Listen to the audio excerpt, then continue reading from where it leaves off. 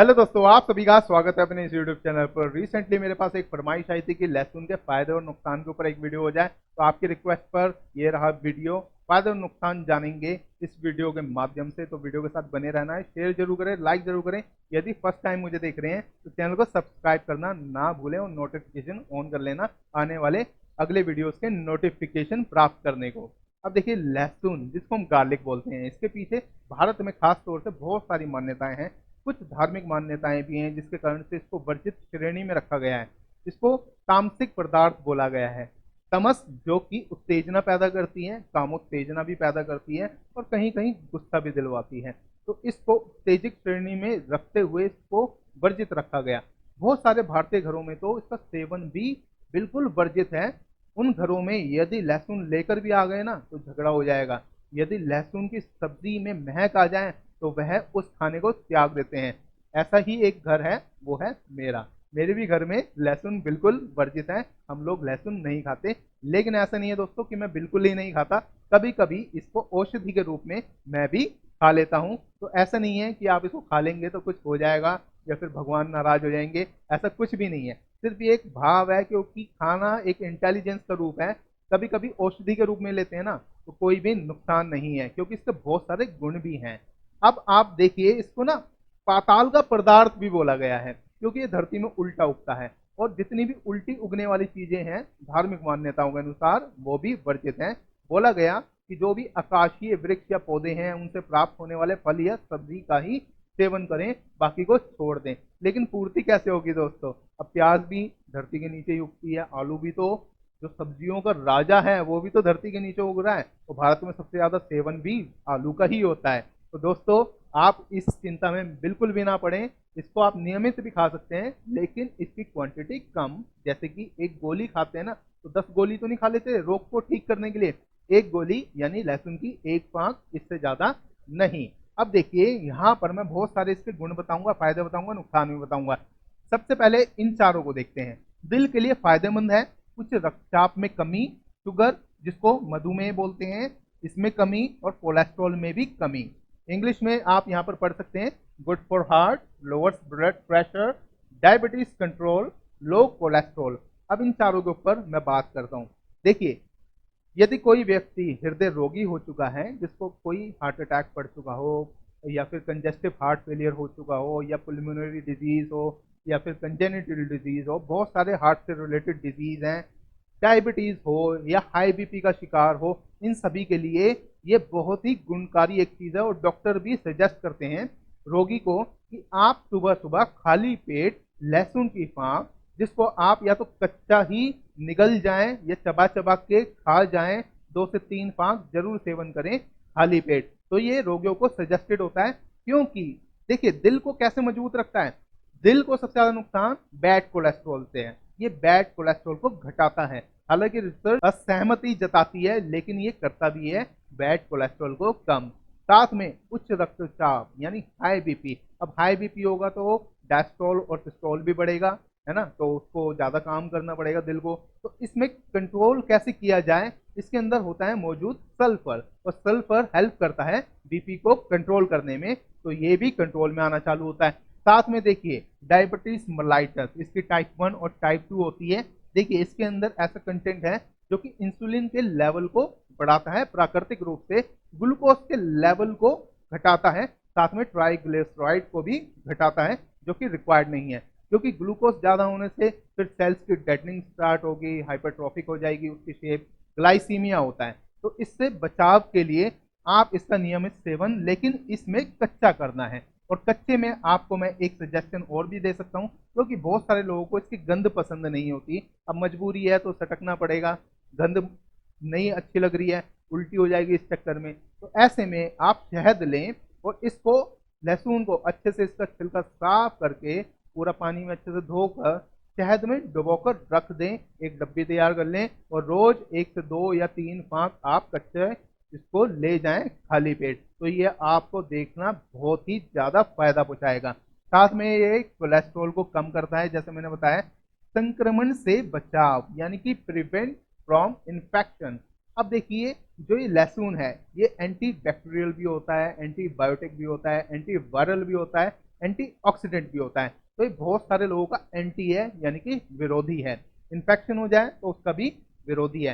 तो ये आपको बहुत तरीके के इन्फेक्शन से भी बचाएगा और ये व्हाइट सेल्स को हेल्प करता है। अब व्हाइट सेल्स ही तो हमारे इम्यून सिस्टम को स्ट्रॉन्ग करते हैं, जो कि हमारी प्रतिरोधक क्षमता को बढ़ाते हैं।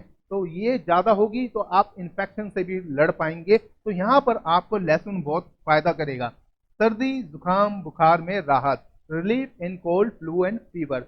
देखिए अब क्या होता है, जुकाम क्या होता है दोस्तों, जब नेजल ग्लैंड होता है, जब इसको पसीना आना चालू होता है तो इसमें से पसीना बहता है। वो पसीना ही आपकी जो नाक बहरी होती है ना, वही होती है। तो इसको रोकना होता है। तो इसमें क्योंकि इसकी एक तीखी गंध भी है और ये बहुत सारा अंदर से जो एंटी बैक्टीरियल या फिर जो एंटी इन्फेक्शन के लिए जो काम करेगा ना, उससे आपको बहुत ज़्यादा हेल्प मिलेगी। तो यदि आप सर्दी में हैं, मान लीजिए, देखिए गर्मी में इसका जो सेवन है वो बहुत ही नाम मात्र को होना चाहिए। गर्मियों में आप छोड़ ही दें लहसुन खाना, लेकिन सर्दियों में आप एक दो फांक जरूर इसका सेवन करें दिन में। ये नहीं कि हर बार सुबह शाम दोपहर और रात की सब्जी में आप इसको डाले जा रहे हैं और खाए जा रहे हैं। इसकी अधिक मात्रा भी नहीं होनी चाहिए, क्योंकि अधिक मात्रा का नुकसान क्या है, एक तो एसिडिटी ज्यादा क्रिएट कर देगा पेट के अंदर, जिससे आप ही को राहत नहीं मिलने वाली। साथ में आपके मुंह से बहुत गंदी स्मेल आएगी जो आप नहीं चाहेंगे। तो आप उससे बचने के लिए सर्दी में इसका उपयोग करें, लेकिन लिमिटेड मात्रा में। दांतों की रक्षा, अगर हम लौंग और लहसुन को पीस कर जहां पर दांत में दर्द है ना वहां पर रख लें तो ये पेन में बहुत रिलीफ पहुंचाता है। तो ये प्रोटेक्ट फ्रॉम टूथ डिके या टीथ डिके, तो ये उससे आपकी रक्षा करता है। और रात में यदि आप रखकर इसको सो जाएं तो बहुत ही ज्यादा रिलीफ मिलेगी। अब देखिए हड्डियां मजबूत करता है ये, स्ट्रॉन्गर बोन्स। तो इसके अंदर ऐसे ऐसे एलिमेंट्स हैं देखिए जो कि आपकी हड्डियों को भी मजबूत करते हैं। तो देखिए कितने सारे गुण हैं सिर्फ एक लहसुन की कली से, या फांक आप बोल सकते हैं। मुहासों में कमी, मुहासों में भी कमी आती है दोस्तों, प्रिवेंट्स एक्ने।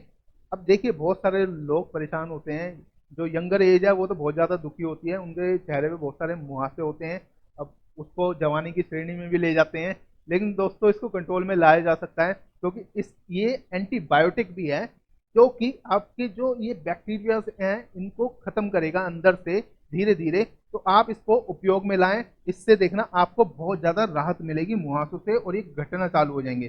तनाव में कमी, टेंशन, लेसन्स टेंशन, ये आपके तनाव को भी कम करता है, क्योंकि आप दिनचर्या हमारी ऐसी हो चुकी है सबकी टेंशन में ही रहते हैं। तो अंदर से धीरे धीरे हमारा जो बैलेंस है शरीर का वो बिगड़ने लगता है, डिसबैलेंस होने लगता है। तो ये बैलेंस स्थापित करने में वापस से सहायता करता है। तो आप लहसुन का उपयोग यहाँ पर भी करें। अब देखिए बालों के लिए लाभदायक, जैसे कि प्याज के बारे में आप सभी जानते हैं, प्याज के रस निकालते लोग सर में लगा लेते हैं ताकि बाल झड़ने से रुकें और नए बाल आ जाएं। अब ऐसा है नहीं है, वो एक शोध का विषय है, लेकिन मान्यता है, ऐसे ही मान्यता ये है कि आप इसका सेवन करने से एक तो बाल आपके अच्छे रहेंगे, साथ में आप इसको प्याज के रस की तरह ही या फिर तेल में मिलाकर बालों में लगा सकते हैं, जिससे कि आपके बाल भी तंदुरुस्त होंगे। और हो सकता है जो कि डेड फॉलिकल है उसमें से भी शायद किसी को पोषण मिल जाए और वहां से एक बाल वापस उगाए। चलिए यहाँ पर देखते हैं एक और, पाचन तंत्र के लिए अच्छा है, गुड फॉर डाइजेस्टिव सिस्टम। अब देखिए दोस्तों यहाँ पर क्लैशिंग हो सकती है बहुत सारे लोगों के अंदर। देखिए पहली बात, यदि आप एसिडिटी का शिकार हैं कि आए दिन आपको एसिडिटी रहती रहती है, वो कंटिन्यूसली बहुत सालों से ही चल रही है, फिर तो आपको लहसुन नाम मात्र को ही उपयोग में लाना चाहिए। इसको आप ना खाएं, कभी कभी मतलब कई कई दिन छोड़कर आप इसका सेवन कर सकते हैं। यदि आपको रेगुलर करना है तो आप डॉक्टर की हेल्प जरूर लें इसमें, उसके सजेशन के बिना कंटिन्यूअस आप इसका उपयोग ना करें। इवन आप प्याज को भी लेसन करें, यानी कि उसको भी कम रखें मात्रा में जब भी सेवन करें। अब देखिए इसके अंदर पाचन तंत्र को ही मजबूत करता है। जिनको भी कब्ज की शिकायत है और बहुत सारे पेट में बैक्टीरिया होते हैं, तो क्योंकि ये एंटी बैक्टीरियल भी है तो ये उन बैक्टीरिया को भी खत्म करता है। कोई वायरस है तो उसको भी मार रहा है, तो ये कब्ज को भी दूर कर रहा है। देखिए बहुत सारा फायदा भी पहुंचाता है आपके पेट को, डाइजेस्टिव सिस्टम को। तो आप इसके सेवन करने से देख रहे हैं कितने सारे गुण मिल रहे हैं। कुछ गुण मैं वैसे ही बता देता हूँ, मैंने यहाँ पर नहीं लिखे हैं, जैसे कि जिनको लाइलाज रोग है जैसे कि HIV। अब ऐसे लोगों का इलाज तो ऑलमोस्ट असंभव है, लेकिन इसको कंट्रोल किया जा सकता है। ये शोध बताता है कि लहसुन का प्रयोग करने से आपका जो ये HIV का जो स्तर है उसको भी कंट्रोल किया जा सकता है। साथ में इसको कामोत्तेजक भी बोलते हैं। तो जिन लोगों को यौन संबंधी परेशानियां हैं और जो काम वासना से प्रेरित ज़्यादा हैं और उनको वह चाहिए, तो उसको उत्तेजित करने के लिए भी वह इसका प्रयोग कर सकते हैं। अब देखिए, मैंने काफ़ी चीज़ें आपको बताई हैं। इसको आप ऐसा भी ले सकते हैं कि कहीं कहीं पर ऐसा भी बताया गया है। यदि आप आयुर्वेद के हिसाब से देखें, कुछ योग ऋषियों को देखें, तो वह क्या करते हैं, तेल में इसको गर्म करते हैं, अच्छे से भूनते हैं, इसको बना लेते हैं लहसुन के साथ में एक तेल, और उसकी मालिश करते हैं। जैसे कि जोड़ हैं, जैसे कि घुटने हैं, इनके ऊपर तो ऐसा बोला जाता है कि एक गठिया में भी बहुत लाभदायक है, अर्थराइटिस में आपको हेल्प करता है। नीज की प्रॉब्लम के लिए मैं कश्मीर गया था दोस्तों, वहां पर ना सूखे लहसुन बिकते हैं, कश्मीरी लहसुन बोलते हैं उनको। तो वहां पर भी यही कहा जाता है कि रोज सुबह खाली पेट आप 1 या 2 इसको पानी के साथ ले लीजिए, और ये आपके घुटनों में बड़ी ही राहत पहुंचाएगा, उसके दर्द को दूर करेगा और उसको मजबूत करेगा। तो ओवरऑल दोस्तों, इसके गुण ही गुण है, क्योंकि गार्लिक जो है, लहसुन जो है, एक औषधि है, एक मेडिसिन है। आप इसको खाली भोजन ना समझे, क्योंकि ये पदार्थ है, ऐसे नहीं है कि मूली गाजर की तरह है और आप चर करके खाते जाएंगे इसको। नहीं, लिमिटेड मात्रा में तय करके आपको खाना है, नियमित सेवन कर सकते हैं दोस्तों। इसके नुकसान भी बहुत सारे हैं, जैसे कि जो गर्भवती महिलाएं हैं वह नियमित रूप से लहसुन का सेवन कर सकती हैं, लेकिन लिमिटेड मात्रा में, क्योंकि ये हाई बीपी, क्योंकि अधिकतर महिलाओं को प्रेगनेंसी के दौरान हाई बीपी रहता है, तो उसको कंट्रोल करने में मदद करेगी और बच्चे का वजन बढ़ाने में भी मदद करती है। लेकिन इसका अत्यधिक आपको सेवन नहीं करना है, क्योंकि उसका घाटा होता है। तो क्योंकि ये गर्म भी है, इसलिए सर्दियों में ही सेवन करना उचित है। तो आपको वो ध्यान में रखकर इसका सेवन करना है, आप नुकसान से बचें। साथ में बदबू के बारे में तो जानते ही हैं कि लहसुन खाने से बदबू मुंह में और बर्पिंग करने में, जब भी आपको डकार आएगी तो बहुत से बदबू आती है, और वह गंध लोगों को पसंद नहीं होती, साथ में आपको भी अच्छी नहीं लगेगी। तो उसको अवॉइड करने के लिए आप इसको रोक भी सकते हैं। मान लीजिए आपको एसिडिटी की बहुत ज़्यादा शिकायत है, हाइपर एसिडिटी है, तो आप इसको बिल्कुल ही सेवन ना करें। यदि करना है तो पहले एसिडिटी को सही कीजिए अच्छे से, डॉक्टर की सलाह के बाद ही आप इसको शुरू कीजिए। इवन आप प्याज भी रोकें, ताकि आपको एसिडिटी कंट्रोल करने में सहायता मिले। यदि आप कोई ऐसी मेडिसिन के ऊपर हैं जो कि आपको कुछ भी नहीं पता उसके बारे में, मे भी साइड इफेक्ट हो उसका, जो कि लहसुन के साथ में हो, तो आप कंसल्ट जरूर करें डॉक्टर से एक बार लहसुन खाने से पहले। मैं लहसुन खाना चाहता हूं, लेकिन क्या मुझे इन दवाइयों के साथ में इसको खाने की अनुमति है या नहीं। तो दोस्तों, इस वीडियो में फिलहाल इतना ही। वीडियो कैसा लगा आप मुझे लिखकर बताएं। साथ में कमेंट सेक्शन में कोई भी दुविधा परेशानी अटकल हो इस वीडियो से संबंधित, या आप और भी कोई गुण जानते हैं या नुकसान जानते हैं, तो लिखकर अवश्य बताएं। इस वीडियो को शेयर जरूर करें, लाइक करें, चैनल को सब्सक्राइब जरूर करें। कोई अन्य टॉपिक चाहते हैं तो आप अपनी फरमाइश जरूर वहां पर लिख देना। चलिए मिलते हैं अपने अगले वीडियो में, तब तक के लिए अलविदा।